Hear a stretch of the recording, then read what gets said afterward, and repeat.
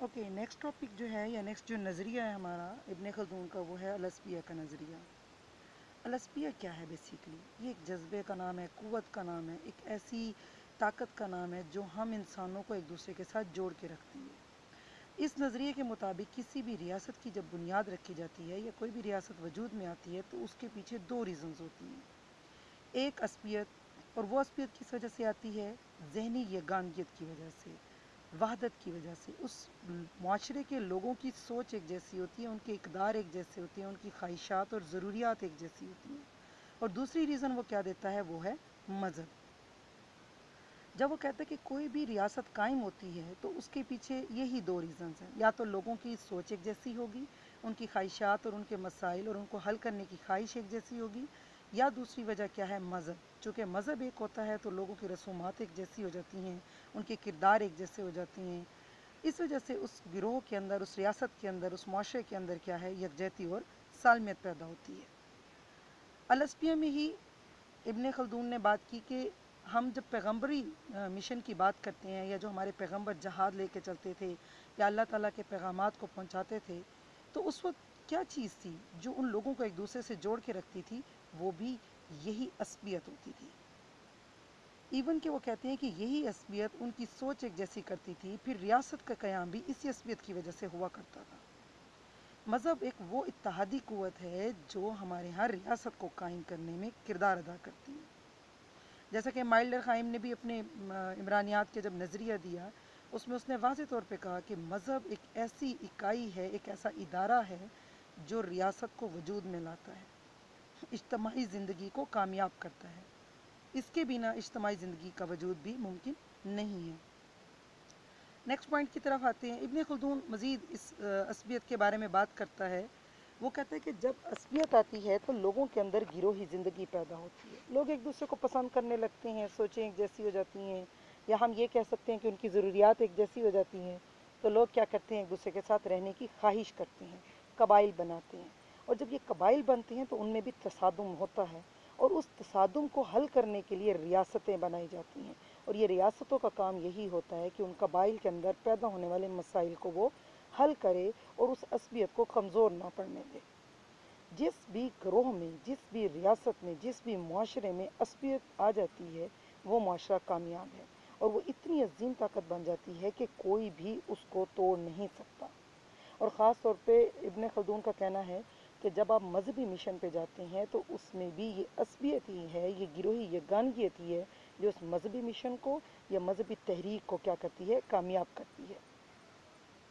عصبیت کی تعریف ابن خلدون کے الفاظ میں اگر ہم دیکھیں، کسی گروہ کی وہ مشترکہ خواہش اور گروہ کے افراد میں یکسانیت کے وہ جذبات، وہی بات ہوموجینٹی، یعنی وہ ایک جیسے ہیں، ایک جیسے جذبات رکھتے ہیں، ایک جیسی سوچ رکھتے ہیں، تو اس کو کیا کہتے ہیں ہم؟ وہ ایک ایسی مؤثر قوت ہے جو آپ کے گروہ کو اکٹھا کرتی ہے۔ یہ کیا کہلاتی ہے؟ قوت عصبیت کہلاتی ہے۔ تو یہ بات تو ہمیں سامنے واضح ہو رہی ہے کہ عصبیت ہی وہ جذبہ ہے جو گروہ کو، لوگوں کو، معاشروں کو اکٹھا کرتی ہے۔ جب تک عصبیت کسی بھی گروہ یا قبیلے کے اندر پائی جاتی ہے وہ قبیلہ بہت مضبوط ہے، ایون دیٹ وہ بیرونی خطرات اور کسی قسم کی دشمنی کا بھی مقابلہ بہت ہی دلیری سے کر سکتا ہے۔ اور کسی بھی قبیلے کی کامیابی اور کامرانی بھی جو ہے وہ اسی عصبیت پہ بیس کرتی ہے۔ اگر آپ کے اندر محبت نہیں ہے، آپ کے اندر ایک حب الوطنی نہیں ہے، آپ ایک دوسرے سے لڑنے کے لیے تیار ہے، تو بیرونی طاقت، کوئی بھی دشمن جب آپ پہ حملہ کرتا ہے تو ظاہری سی بات ہے آپ ناکامی کا شکار ہوتے ہیں۔ اس کے برعکس اگر وہ گروہ، کوئی قوم یا کوئی بھی گروہ آپس میں یگانگیت رکھتا ہے، عصبیت رکھتا ہے، مشترکہ خواہشات رکھتا ہے، اچھی سوچ رکھتا ہے، اور ایک عصبیت کے جذبے کو اپنے اندر پیوند رکھتا ہے، تو اس کا کیا ہوگا؟ جب بھی کوئی دشمن حملہ کرے گا تو وہ مل کے اس کے ساتھ مقابلہ کریں گے اور اس کو ناکام بنا دیں گے۔ ابن خلدون ہی کہتا ہے کہ یہ عصبیت قوموں سے خاندانوں میں بھی جاتی ہے، اور وہ یہ بھی بات واضح طور پہ کہتا ہے کہ جب بھی کبھی ذلت والی اطاعت ہوگی تو وہ عصبیت کو توڑنا شروع کر دیتی ہے، اس کو ختم کرنا شروع کر دیتی ہے۔ کبھی بھی غلامی میں یا اطاعت، اسپیشلی ذلت والی جو اطاعت ہے، اس میں عصبیت کا جو جذبہ ہے وہ پروان نہیں چڑھتا بلکہ وہ ختم ہونا شروع ہو جاتا ہے۔ اسی طرح سے ابن خلدون ایک اور بات کرتے ہیں اپنے اس نظریے میں، وہ کہتے ہیں کہ جب کوئی ملک کوئی قوم یا کوئی ریاست وجود میں آتی ہے تو اس کے وجود میں آنے کی وجہ بھی یہ عصبیت ہی تھی. لیکن ہوتا کیا ہے عموماً لوگ اپنی اقتدار حاصل کرنے کے بعد آسائشات کی طرف جاتے ہیں, عیاشی کی طرف جاتے ہیں, سکون کی طرف جاتے ہیں. ہم اگر اپنے ملک کی اگزامپل لے لیں, پاکستان جب بنا اس وقت ایک عصبیت کے جذبے کے تحت ہم لوگوں نے ایک تحریک چلائی, ہمارے آباء و اجداد نے, مسلمانوں نے اس کے لیے بہت سی قربانیاں دیں, جان کی, مال کی اور عزتوں کی بھی قربانیاں دیں, اور اس کے بعد کیا ہوا, ہمیں ایک ملک حاصل ہوا. عصبیت کے جذبے کی بنیاد پر ہم نے ایک ملک تو حاصل کر لیا, لیکن بدلتے وقت کے ساتھ آتے دور میں ہم نے عیاشی, آسان زندگی گزارنا, راحت والی زندگی گزارنا, اے سی میں بیٹھنا, شارٹ میتھڈ یوز کرنا ترقی کے, روزگار کمانے کے, ہم مختصراً اور دوسروں کے حق کھا کے طریقہ کار استعمال کرنے لگے. تو اس سے کیا ہوا, اب دوبارہ عصبیت کمزور ہونا شروع ہو گئی. اور پھر کوئی بھی ملک جب اس حالات میں آتا ہے تو بیرونی طاقتیں اگر ان پہ حملہ کرتی ہیں تو وہ کیا ہوتی ہیں, وہ تنزلی کا شکار ہوتی ہیں, وہ برباد ہو جاتی ہے قوم, وہ ختم ہو جاتی ہے. ابن خلدون اپنی کتاب مقدمہ میں لکھتا ہے کہ مذہبی تحریک جو ہے وہ ایک ایسی تحریک ہوتی ہے جو عصبیت کو بڑھا دیتی ہے. مذہب, چونکہ ہم نے پہلے یہی بات کی تھی, مذہب ایک ایسی اکائی ہے جو آپ کے اندر عصبیت پیدا کرتی ہے. چونکہ ہماری رسومات ایک جیسی ہوتی ہیں, ہمارے اقدار ایک جیسی ہوتے ہیں, ہماری اخلاقیات ایک جیسی ہوتی ہیں, اسی وجہ سے کیا ہوتا ہے, ہم عصبیت ہمارے اندر فروغ پاتی ہے. مارٹینل نے آگے لکھا ابن خلدون نے کے بارے میں, وہ کہتے ہیں عصبیہ, جس کا وہ جب ترجمہ کرتے ہیں تو وہ آگے سے وہ کہتے ہیں کہ بقول ابن خلدون کے معاشرہ جو ہے وہ ضروریات کی وجہ سے وجود میں آیا. کوئی بھی شخص اکیلے زندگی نہیں گزار سکتا, ہم محتاج ہیں.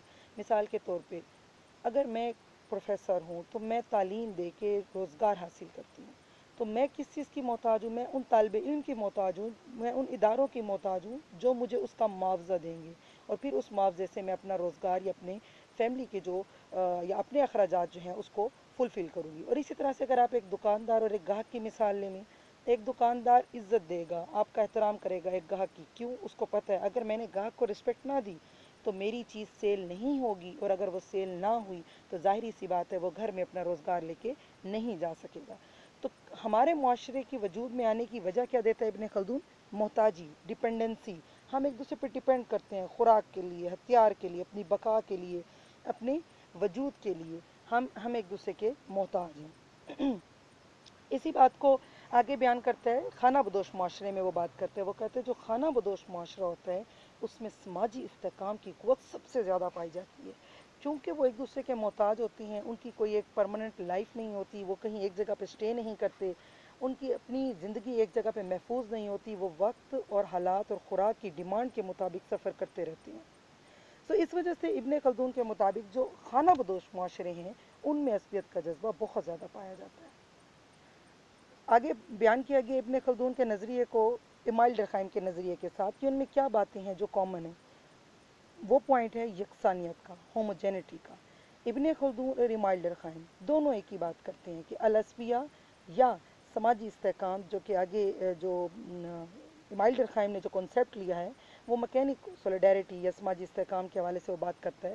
وہ کہتے ہیں کہ دونوں کا پوائنٹ ایک ہی تھا کہ ہوموجینٹی کی وجہ سے معاشروں میں العصبیہ یا آپ دوسرے لفظوں میں بقول ڈرخائم کے سماجی استحکام جو ہے وہ پایا جاتا ہے. لوگوں کی سیم جذبات ہوتی ہیں, سیم خواہشات ہوتی ہیں, سیم مسائل ہوتے ہیں, ایک جیسی زندگی ہوتی ہے. اس یکسانیت کی وجہ سے کیا ہے, لوگوں میں عصبیت پائی جاتی ہے. سیم ایمائل ڈرخائم نے بھی یہی بات کی کہ انہی سادہ اور سیم لائف کی وجہ سے مکینک سولیڈیریٹی جو ہے لوگوں میں پائی جاتی ہے. نیکسٹ پوائنٹ ہے العصبیہ اور سماجی تغیر کا. کیا العصبیہ کے ساتھ سماجی تغیر کا کوئی واسطہ ہے؟ ہاں جی ہے. العصبیہ ہی وہ چیز ہے جو کسی بھی معاشرے میں تغیر کو پیدا کرتی ہے. تغیر دونوں طرح کا ہو سکتا ہے, ترقی کی طرف بھی ہو سکتا ہے اور تنزلی کی طرف بھی ہو سکتا ہے. اگر عصبیت کمزور ہوتی چلی جائے گی تو قوموں میں اتحاد ختم ہوتا چلا جائے گا, اور جب یہ طاقت کمزور پڑتی ہے تو کوئی بھی بیرونی طاقت جو ہے اس قوم کو بکھیر سکتی ہے, ختم کر سکتی ہے.